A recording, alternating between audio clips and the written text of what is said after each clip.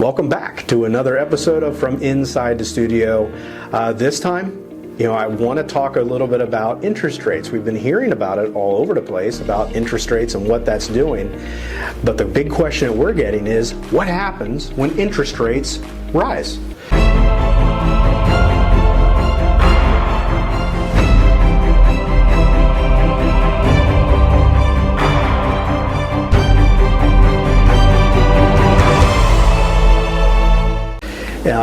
Generally, when interest rates spike like they have been, it's generally not a good thing. And the reason that happens is because now it costs more for companies to borrow money to run their operation, which is going to eat away at their profits. It also is really hurtful to bondholders because the old bonds that they have weren't issuing interest at as high a rate as the new bonds are. So as a result, those old bonds depreciate in value. Now in time, those old bonds, they do mature and they pay their interest, but at least as of this moment, they're going to be worth less than they were a couple months ago, a couple years ago. And that's why we're seeing bonds going down, and in some cases, double-digit losses in bonds. Yeah, you heard me. Bonds. Yes. They've lost significantly this year because of interest rates spiking. So what do you do? Well, there are some positives when interest rates do go up. First of all, you're going to notice, if you haven't already, that CDs, money market accounts, those have gone up, but ever so slightly. It's happening pretty slowly. But trust me, you don't want to get back to the years that we've heard about from mom and dad of 10% CD rates, because that probably means inflation is at 15%. And if you don't know what that's like, go back to the 1970s, do some history, look at the late 70s, the early 80s, and you'll see what I mean by that. We don't want to see that again. So if you have a lot of money sitting in cash, you should be getting more interest for it. Now, a strategy that you may want to consider employing is what's called a ladder strategy. And this is where you structure your CD maturity dates, getting higher interests, but at the same time still maintaining some liquidity. So for example, let's say somebody has $90,000. They could put $30,000 in a 1-year CD, another $30,000 in a 2-year CD, and another $30,000 in a 3-year CD. And that means every single year you still have a CD maturing, one right after another, and after 1 year matures, another 1 year, another one matures, and now you're only 12 months away from having the 2-year one, mature, and so on and so forth. And then you can just roll that original 1 year CD when it comes due now into a new one, or maybe a 3-year one, and that cycle just continues. You just keep taking money just like a ladder. You have 3 different ones, and then as one comes due, you buy another one way out, and that way every year you have a new one that matures. That allows you to capture rising interest rates as you go, instead of locking it all in a 1-year CD or a 3-year CD that has lower rates when we have interest rates that are rising. Another thing that's starting to happen is fixed annuity rates are going up. So fixed annuities are products that insurance companies issue where they pay you an interest on your money. It's a lot like a CD. The only difference is, a CD might say, hey, we pay you 3% for 5 years.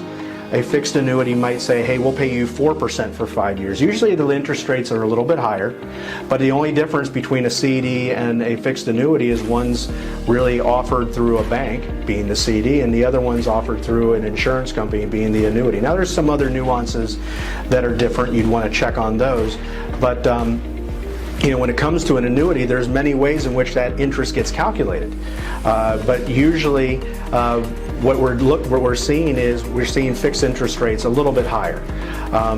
And by locking in that interest rate permanently, for at least for the time being, you're able to get some better interest rates. So like I said, we're seeing rates in the ballpark of 3.5–4% for a longer period of time.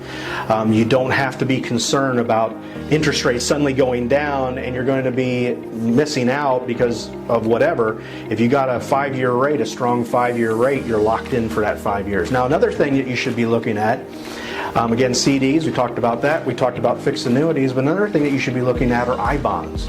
And I've been talking a lot about I-bonds for a long time.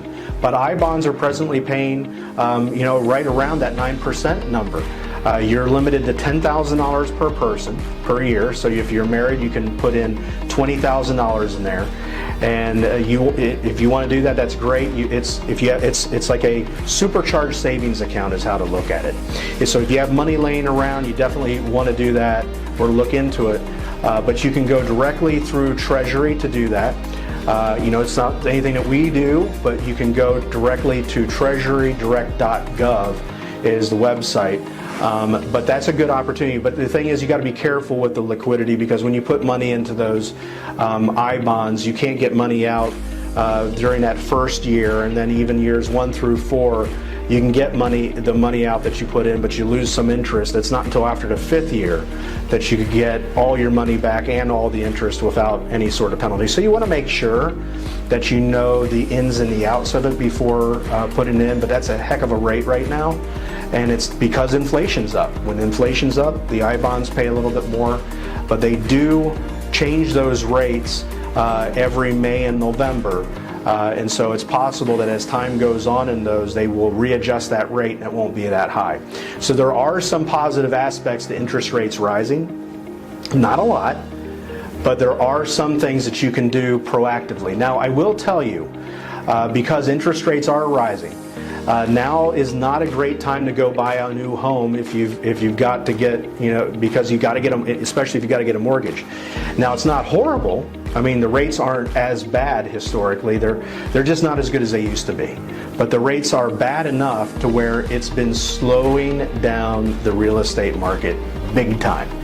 I was looking at an article from the National Home Builders Association, and it's already announced that the housing market is in recession. Not a good thing. So bank CDs, money market accounts should be doing better. I don't think they're going to be great. They should be better. Annuities definitely are better. Real estate and bonds will likely continue their struggle. And until the Fed slows down the interest rate hikes, we can expect more volatility. The stock market just doesn't like it when the Fed raises rates. So we just want to make sure that we're adapting to this economy and adapting how we invest to this economy. We want to mirror and mimic what's happening. A good strategy is going to move in concert with any economy. Don't forget, that right now, especially with bonds the way that they are, that sometimes we just want to maybe not use bonds right now, because bonds, as interest rates continue their climb, bonds are going to continue to be under pressure. And so you just always want to manage and mirror and mimic what's going on in the economy and make adjustments as necessary. It doesn't mean bonds are gone forever.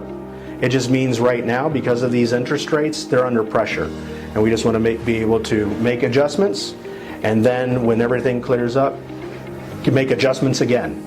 Portfolio is really a framework that you make changes as time goes on. So don't forget,